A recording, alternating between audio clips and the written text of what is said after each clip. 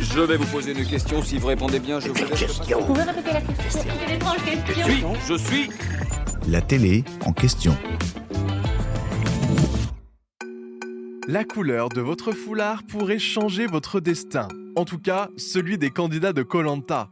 Pour en avoir le cœur net, on a sorti la calculatrice, fouillée dans les archives depuis 2001, et on a fait les comptes. Alors, faut-il miser sur le jaune ou sur le rouge pour voir les poteaux? Regardons les chiffres de plus près. Depuis le lancement de l'aventure, on dénombre 34 vainqueurs jusqu'en 2025. Et là, le verdict tombe. Si vous voulez soulever le totem, mieux vaut avoir porté du jaune. Sur les 34 sacres, 18 gagnants étaient des jaunes contre 15 pour les rouges. Oh, je vous vois venir, c'est serré, oui, mais en 25 ans, il y a quand même de sacrées histoires à raconter. Remontons un peu le temps pour comprendre. Au début, c'était simple. Gilles, le tout premier gagnant, était jaune.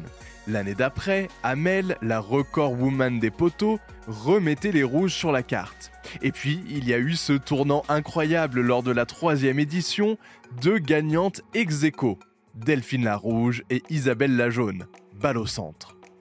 Sauf que, depuis quelques années, la production aime bien nous mélanger les pinceaux et les couleurs.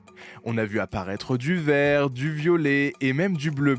Petite anecdote qui a tout de même marqué l'histoire de Koh-Lanta, Frédéric, en 2017, a remporté l'édition Cambodge. Et lui, il a cassé le jeu.